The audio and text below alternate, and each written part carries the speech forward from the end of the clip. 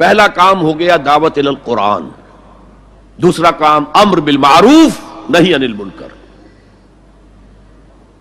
یہ ہم کافی مرتبہ دیکھ چکے ہیں حضرت لقمان کی نصیحتوں میں بھی، یا بنی اقم الصلاۃ وامر بالمعروف وانھِ عن المنکر واصبر علی ما اصابک ان ذلک من عزم الامور۔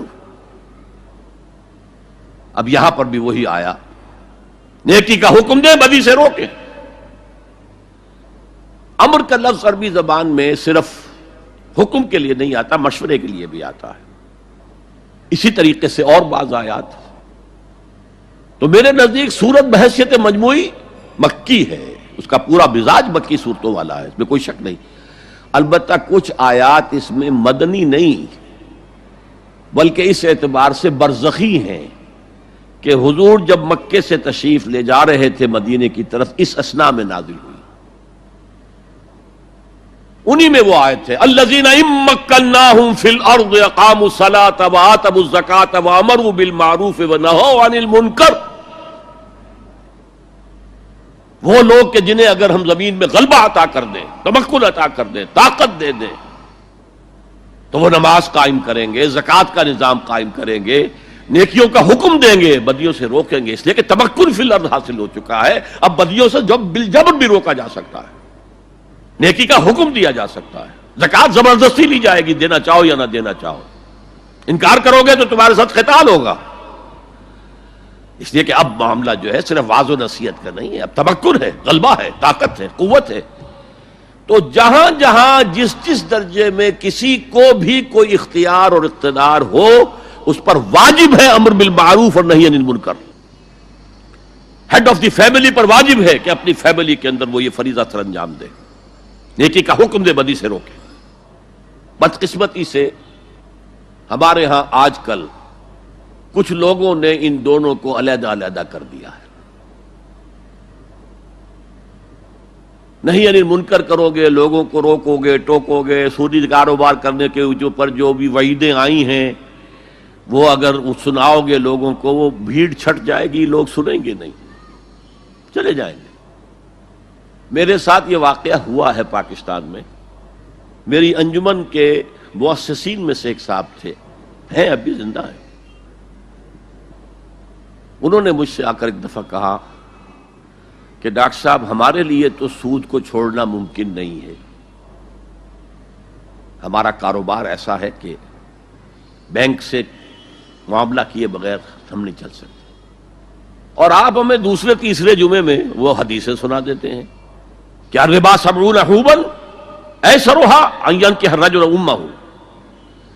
سود کے جرم کے گناہ کے 70 حصے ہیں، کچھ بڑے ہیں کچھ چھوٹے ہیں، سب سے چھوٹا اس کے مساوی ہے کہ تم کوئی شخص اپنی ماں کے ساتھ زنا کرے۔ یہ حدیث تو ہم سے نہیں سنی جاتی۔ ہم سود تو نہیں چھوڑ سکتے، آپ کا جمعہ تو چھوڑ سکتے ہیں نا، وہ میرے ہاں جمعہ پڑھنا چھوڑ دیں۔ اب یہ صورتحال ہے کہ کچھ لوگ اسی خوف سے کہ لوگ بھاگ جائیں گے، دیکھنا ان بستیوں کو تم کے ویراں ہو گئی، یہ جو بھیڑ جمع ہے یہ تو پھر ادھر ادھر منتشر ہو جائیں گے، لہٰذا یہ باتیں نہ کرو۔ بس بھلی بات ہے، بھلائی، اچھا، جب نیکی بڑھے گی بدی خود بخود ختم ہو جائے گی۔ اگر ایسا تھا تو قرآن مجید کو یہ دونوں اصطلاحات لانے کی کیا ضرورت تھی؟ قرآن مجید میں 9 مقامات پر یہ دونوں اس طرح ساتھ ساتھ آئے ہیں جیسے ایک گاڑی کے 2 پہیے ہوتے ہیں۔ امر بالمعروف نہی عن المنکر، امر بالمعروف نہی عن المنکر۔ خود حضور کے لیے سورہ اعراف میں آیا یامرہم بالمعروف وینہاہم عن المنکر۔ وہ تو ہم پڑھ ہی چکے ہیں سورہ لقمان کا دوسرا رکوع، یا بنی اقم الصلاۃ وامر بالمعروف ونہی عن المنکر۔ اچھا، نیکی کی اگر آپ مشورہ کریں، واعظ کہیں تو کوئی آپ کو کچھ نہیں کہے گا، بلکہ آپ کے گلے میں ہار ڈالیں گے، کچھ نذرانہ پیش کریں گے، زیادہ سے زیادہ آپ نے کچھ کہہ دیا تو گردن جھکا لیں گے، اور آپ نے اگر کہیں نہیں یعنی منکر کا کام کیا تو اب ماتھے پر بل پڑیں گے، شکن پڑیں گے، پھر آپ کو دوبارہ وہاں دعوت نہیں دی جائے گی، اور وائس کم ہے، میٹھی میٹھی باتیں کرتے ہیں، چھوٹے چھوٹے کاموں کے اوپر اتنے اجر و ثواب کا وعدہ کرتے ہیں کہ پھر کوئی بڑا کام کرنے کی ضرورت ہی نہیں۔ وَلْتَكُن مِّنكُمْ أُمَّةٌ يَدْعُونَ إِلَى الْخَيْرِ وَيَأْمُرُونَ بِالْمَعْرُوفِ وَيَنْهَوْنَ عَنِ الْمُنكَرِ۔ اب ایک بات نوٹ کیجئے، قرآن مجید میں 9 مقامات تو وہ ہیں کہ جہاں امر بالمعروف نہی عن المنکر جڑ کر آئے ہیں، گاڑی کے 2 پہیوں۔ اس کے علاوہ متعدد مقامات ہیں جس میں اصل زور نہی عن المنکر پر ہے۔ اہل کتاب کے علماء اور ان کے جو صوفی لوگ ہوتے تھے درویش، ان پر تنقید آئی ہے، لولا ینہاہم الربانیون والاحبار، کیوں نہیں منع کیا ان کے علماء نے، ان کے احبار نے، ان کے صوفیاء نے انہیں حرام خوری سے اور جھوٹ بولنے سے روکا کیوں نہیں، منع کیوں نہیں کیا؟ حدیث میں آتا ہے لَتَأْمُرُنَّ بِالْمَعْرُوفِ وَلَتَنْهَوْنَ عَنِ الْمُنكَرِ أَوْ لَيَخْتِمَنَّ اللَّهُ عَلَىٰ قُلُوبِكُمْ۔ تمہیں لازماً نیکی کا حکم دینا ہے، بدی سے روکنا ہے، ورنہ اللہ لازماً تمہارے دلوں پر مہر کر دے گا۔ اب سنیے، اس نہی عن المنکر کے بھی 3 مرتبے ہیں۔ میں نے کہا تھا نا 3 کا پہاڑا، سہ نکاتی پروگرام۔ پہلے افراد تیار ہوں، تقوی، تدین، اللہ کی فرما برداری، انہیں جوڑا جائے، اور سیمنٹ سبسٹنس قرآن، اس سے جو جمعیت وجود میں آئے اس کے 3 کام۔ اس میں جو آخری ہے نہی عن المنکر، اس کے 3 درجے۔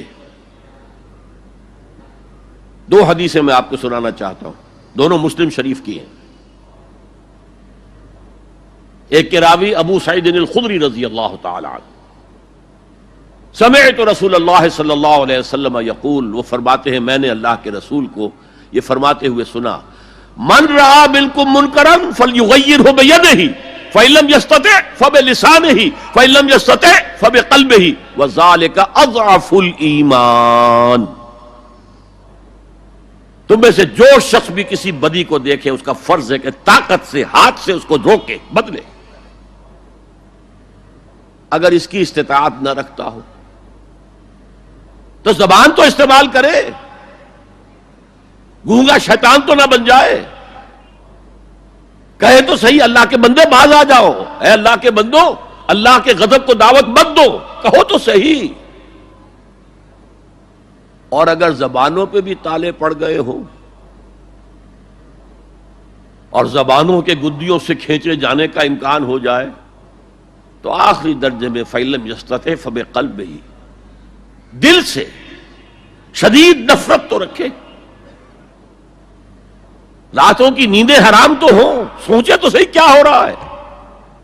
وہ جو حضرت ابو بکر رضی اللہ تعالیٰ عنہ نے فرمایا تھا جب مانعین زکوٰۃ کا فتنہ کھڑا ہوا ہے اور آپ نے فیصلہ کیا کہ ان کے خلاف قتال کیا جائے گا، جنگ کی جائے گی، تو حضرت عمر نے بھی مشورہ دیا کہ نہیں، خدا کے لیے تیسرا محاذ نہ کھولیے۔ مسلمانوں کے دل مجروح ہے، مورال ڈاؤن ہے حضور کے انتقال کی وجہ سے۔ اب ایک محاذ تو حضور کی زندگی میں کھل گیا تھا، سلطنت روما کے ساتھ ٹکراؤ، غزوہ موتا، پھر اس کے بعد وہ غزوہ کے جس کو کہا گیا ہے عسر والا، بھوک والا، تبوک، اور تیسرا لشکر تیار تھا حضرت اسامہ کی سرکردگی میں کہ حضور کا انتقال ہو گیا۔ اب حضرت ابو بکر نے فوراً روانہ کر دیا، حالانکہ کچھ صحابہ کی رائے تھی کہ آپ اس کو لشکر کو نہ بھیجیں، اس وقت صورتحال خراب ہے، کاؤنٹر ریولوشنری موومنٹس جیسے میں نے کل کہا تھا اٹھ سکتی ہیں، اور ہماری ساری طاقت ہمارے پاس ہونی چاہیے تاکہ ان کاؤنٹر ریولوشنری موومنٹس کو کچلا جا سکے۔ حضرت ابو بکر نے فرمایا جو لشکر حضور نے تیار کیا تھا میں اسے نہیں روک سکتا۔ اب حضرت عمر نے ان سے کہا اب تیسرا محاذ تو نہ کھولیے، دوسرا محاذ جو جھوٹے نبی تھے ان کے خلاف تو جہاد کرنا ہی کرنا تھا، وہ تو سری ارتداد ہے، مرتد ہو چکے ہیں۔ یہ تیسرا جو ہے یہ تو صرف زکوٰۃ دینے سے انکار ہے نا، اور وہ بھی اس وقت شکل یہ تھی کہ ہم زکوٰۃ آپ کو نہیں دیں گے، ہم زکوٰۃ کا نظام خود اپنا رکھیں گے، اپنے امیروں سے لیں گے، اپنے غریبوں کو دے دیں گے، مرکزی حکومت کو نہیں دیں گے۔ اس پر حضرت ابو بکر نے کہا کہ اگر یہ حضور کے زمانے میں زکوٰۃ کے اونٹ کے ساتھ اس اونٹ کو باندھنے والی رسی بھی دیتے تھے، اور اب اگر یہ کہیں گے کہ اونٹ تو لے جاؤ رسی نہیں دیں گے ہم، تب بھی میں قتال کروں گا۔ اور اس وقت جو جملہ کہا ہے ایبدل الدین وانا حی، کیا دین میں تغیر کیا جائے گا جبکہ میں ابھی زندہ ہوں؟ میرے جیتے جی یہ کام نہیں ہو سکتا۔ ہمیں کبھی احساس ہے ہم زندہ ہیں، عیش بھی کرتے ہیں، اچھے سے اچھا کھاتے ہیں، اچھے سے اچھا پہنتے ہیں، دین کس حال میں ہے؟ کہاں ہے؟ پاؤں تلے کجلا جا رہا ہے، استہزاء ہو رہا ہے، تمسخر کیا جا رہا ہے۔ اور یہ نہ سمجھیے کہ میں کوئی ہندوستان کی بات کر رہا ہوں، نہیں، تمام مسلمان ملکوں میں یہی حال ہے۔ ہر جگہ پر کہیں بھی صحیح اسلامی حکومت قائم نہیں، اسلامی نظام قائم نہیں۔ بعض جگہوں پر تھوڑے سے احکام شریعت نافذ ہیں، ان کی اپنی برکات ہے، لیکن نظام تو اسلامی نہیں ہے، دولت کی تقسیم کا نظام اسلامی نہیں ہے، سیاسی نظام اسلامی نہیں ہے۔ اس اعتبار سے ہمارے اندر شدید نفرت تو ہو، اگر یہ نفرت بھی نہیں ہے، اگر بے چینی بھی نہیں ہے، کوئی کڑھن بھی نہیں ہے، فرمایا ذالک اضعف الایمان، یہ ایمان کا کمزور ترین درجہ ہے۔ کیا معنی؟ اس کے بعد پھر ایمان نہیں ہے، نفرت۔ دوسری حدیث سنیے، یہ حضرت عبداللہ ابن مسعود سے ہے رضی اللہ تعالی عنہ، یہ بھی مسلم شریف کی روایت ہے۔ حضور فرماتے ہیں ما بعث اللہ من نبی فی امتہ قبلی الا کان لہ حواریون واصحاب، اللہ نے مجھ سے پہلے کسی بھی امت میں کسی نبی کو نہیں بھیجا مگر اس کے کچھ نہ کچھ حواری، کچھ نہ کچھ اصحاب تو ہوتے تھے نا، 2 ہوں، 4 ہوں، 10 ہوں، 12 ہوں۔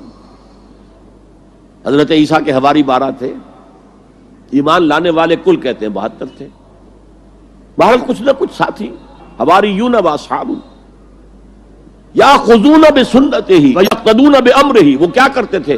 وہ حواری اور صحابہ اپنے نبی کی سنت کو مضبوطی سے پکڑ لیتے تھے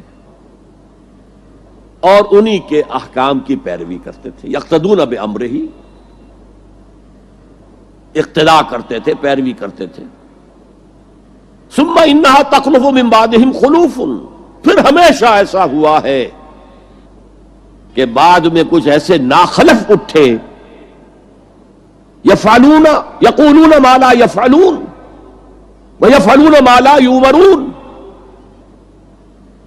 کہ وہ کہتے وہ تھے جو کرتے نہیں تھے اور کرتے وہ تھے جس کا حکم ہی نہیں ہوا۔ يَفْعَلُونَ مَا لَا يُؤْمَرُونَ، وہ اپنی ہی ایجاد کردہ روایات ہیں، اپنی ہی ایجاد کردہ بدعات ہیں، اپنی ہی ایجاد کردہ رسومات ہیں، ان پر لگے ہوئے ہیں اور دعوے کرتے ہیں اللہ سے محبت، رسول کے عشق کے، جبکہ ان کے عمل میں نہ اللہ کی اطاعت ہے نہ رسول کا اتباع ہے۔ اب جب ایسی صورت پیدا ہو جائے تو کیا کریں؟ فَمَنْ جَاهَدَهُمْ بِيَدِهِ فَهُوَ مُؤْمِنٌ، تو جو مسلمان بھی ان کے خلاف جہاد کرے گا اپنے ہاتھ سے، اپنی طاقت سے، وہ مومن ہوگا۔ وَمَنْ جَاهَدَهُ بِلِسَانِهِ فَهُوَ مُؤْمِنٌ، اور جو ان کے خلاف جہاد کرے گا اپنی زبان سے، وہ بھی مومن ہوگا۔ وہی 3 درجے۔ وَمَنْ جَاهَدَهُمْ بِقَلْبِهِ فَهُوَ مُؤْمِنٌ، دل سے نفرت رکھ کر جو جہاد کرے گا بالقلب وہ بھی مومن ہوگا۔ فما وراء ذلك من الایمان حبۃ خردل، اس کے بعد تو ایمان رائی کے دانے کے برابر بھی نہیں ہے۔ اب یہ دونوں حدیثیں نہی عن المنکر پر ہیں کہ نہیں، جس کو ہم رائٹ آف کر رہے ہیں؟ میں نے بتایا آپ کو 9 جگہ قرآن میں دونوں چیزیں ساتھ ساتھ اضافی طور پر آیا ہے، تو نہی عن المنکر پر زور آیا ہے۔